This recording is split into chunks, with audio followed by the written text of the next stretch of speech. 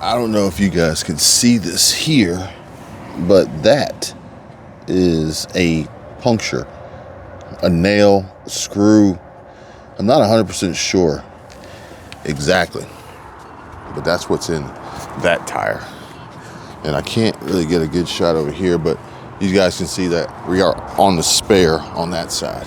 Now here, this tire actually looks pretty good, but I won't really be able to fully inspect it until we get it taken off the car. But nonetheless, we are going to be riding around in our new Kia Sorento here. This rental situation we got picked up from the airport, budget rental car, and it's got good tires. So we're just going to play it safe, drive at normal operating speeds for the next few days until we take it back. And there's the spare. There's the spare. I have to look and see if I have any new door dings when we're done here. You can see that this as dirty as the car is, you can see the dirt where it's been cleaned off, and that's how you know people have been rubbing up against your car. But honest with you, it doesn't really bother me. I don't really care. It's not that I don't care about my vehicle, but there's just more important things to really worry about and be concerned with. And honestly, if I'm going to use this vehicle for this particular intended purpose of travel, then, you know, it comes with the territory. But there's two things here. Number one, we did drive through Canada, and we drove through several construction areas, several construction work zones, and maybe that's where we picked up these passengers, these punctures in these tires. Maybe in a parking lot, maybe in Chicago. Think about it. The way that you drive your car, or at least the way that I drive my car, specifically paying attention to potholes and different things in the street and avoiding certain potential hazards. I even remember picking up our car from the valet in Chicago and watching the valet bring someone else's vehicle up and roll over something in the road, loud crunch. And I'm like, man, I would have avoided that. But not everybody thinks about things the same way, or view things the same way, or even understand the potential hazards and risks associated with doing certain things.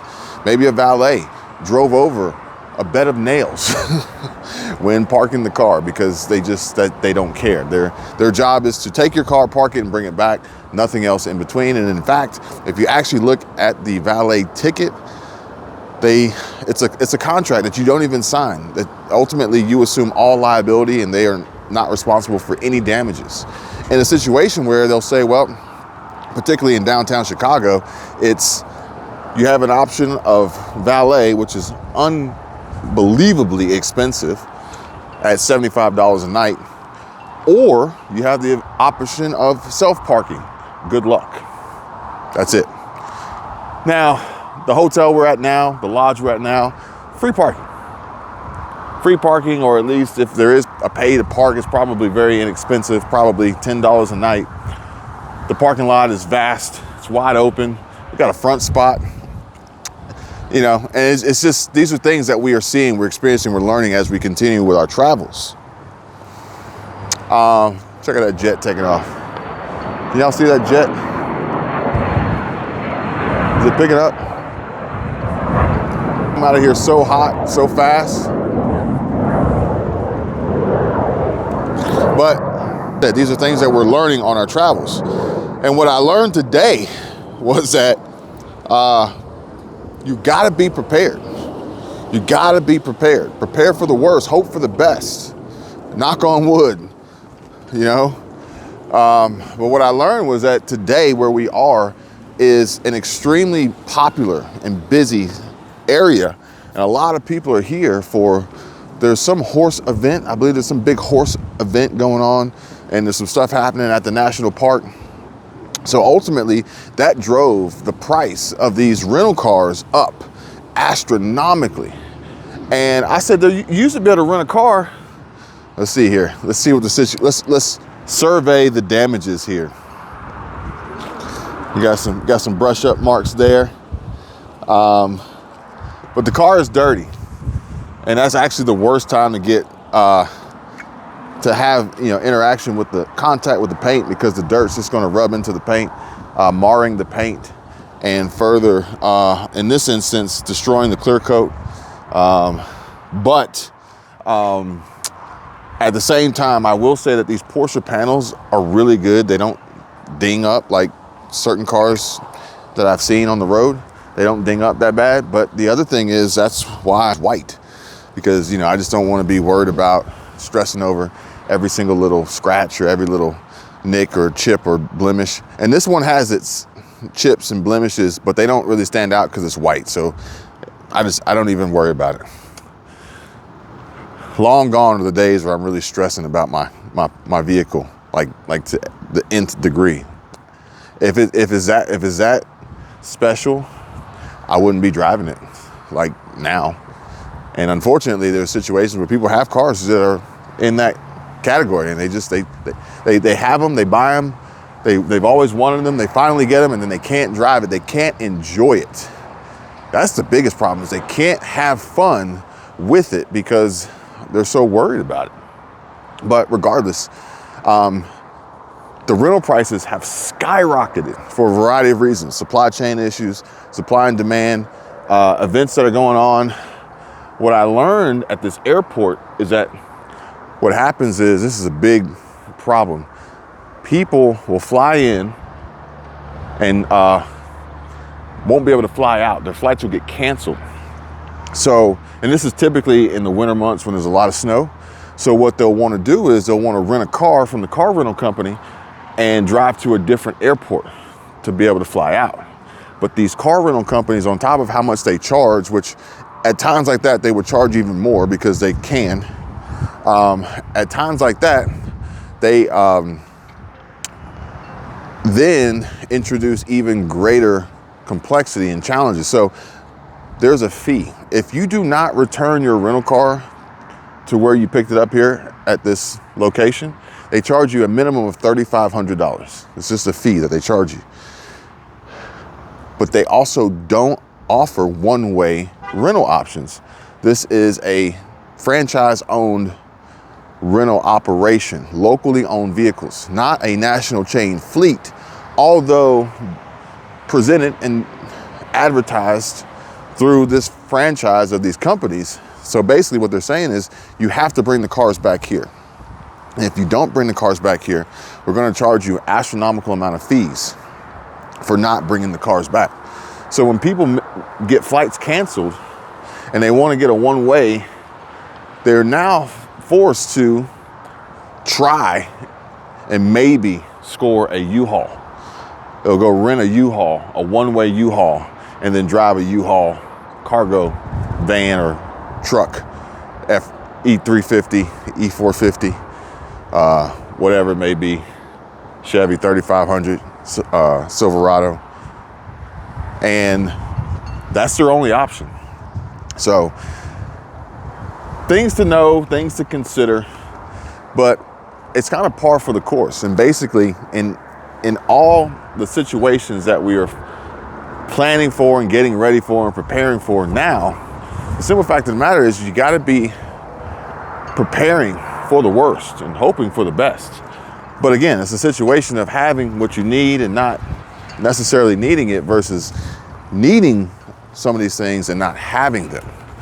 These being backup plans, adequate savings, alternative forms of income, diverse income streams, passive income streams, side hustles, multiple income streams, businesses, investments, all things that we have discussed in previous videos. And by all means, if you want to go even further in these conversations, then there's links in the description down below. We can do just that. Now, we are going to be leaving here and venturing into the unknown. I only say that because we've never been here before, and we've never been to Glacier National Park except for yesterday when we drove through it to get here. And when we get there, I don't know, but this plane is like landing through the trees. Oh man, I think I missed it. They pop up and they show up out of nowhere over this mountain range. See if I can get a shot. But we're gonna venture into the unknown and explore Glacier National Park as much as we can today. And again, tomorrow, that's gonna be really cool.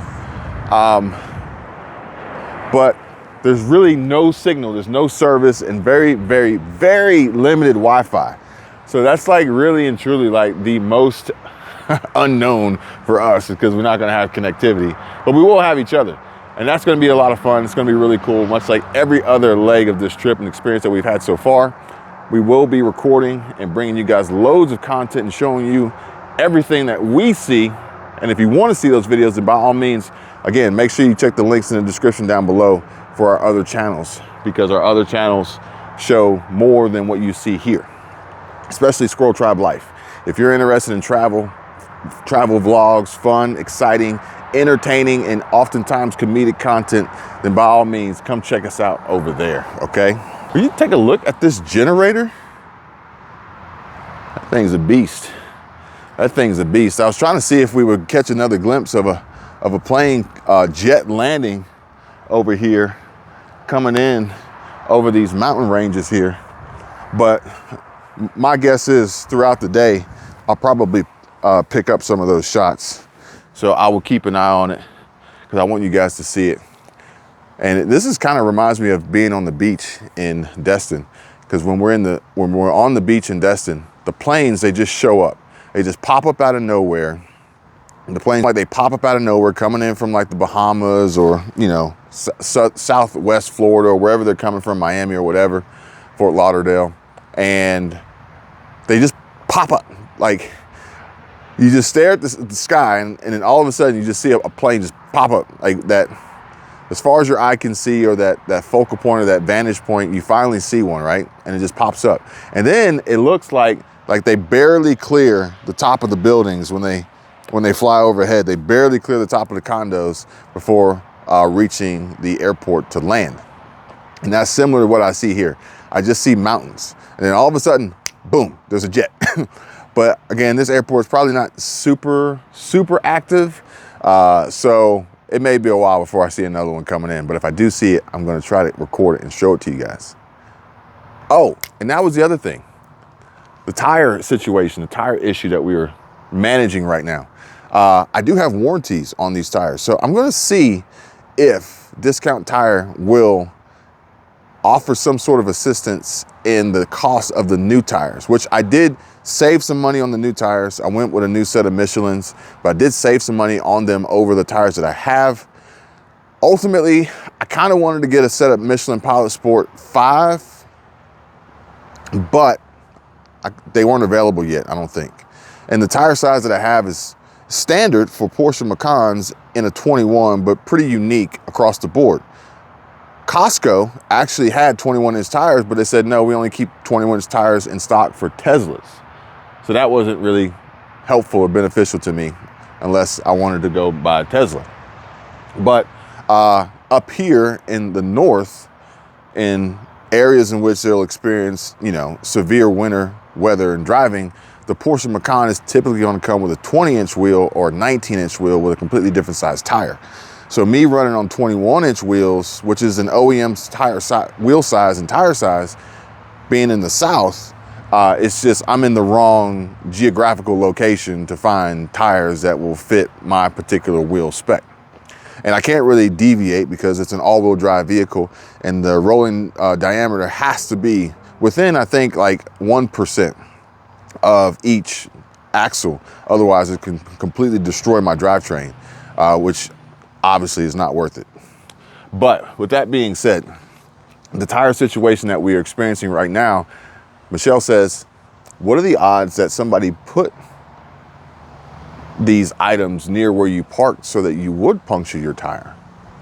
Now, I can't necessarily rule that out and put that past people, because there are some relatively evil people in this world. Is that what happened? I don't know. I'll never know. I'll never know unless somebody specifically tells me, this is what happened, I saw it happen, I did it, or I was there, here's video proof evidence of when you got the puncture. I'll never know. But I will say that I had a puncture before in Destin. I had a video about it. I put it up maybe like a year ago where I had to replace one of the tires. And it happens. It happens. And I will say that being on the type of tires that I have, these Michelin Pilot Sport 4S's, they are, when they heat up, a stickier tire. So they're going to attract more road debris to pick up on them, which is why I try not to go off on shoulders and anywhere where there's a lot of accumulated like junk and trash on the side of the road. But like I said, we did drive through some serious construction zones, coming through Manitoba, coming through Saskatchewan, coming through Alberta. So maybe that was it. But it's a life lesson, a learning situation. We made it through, we made it here. And we're going to continue on this journey. And I hope you guys continue on with us. If you're still watching at this point, smash that like button. Consider subscribing to the channel. And keep your eyes peeled for any jets coming in over that mountaintop range looking to land. And I'll see you guys real soon.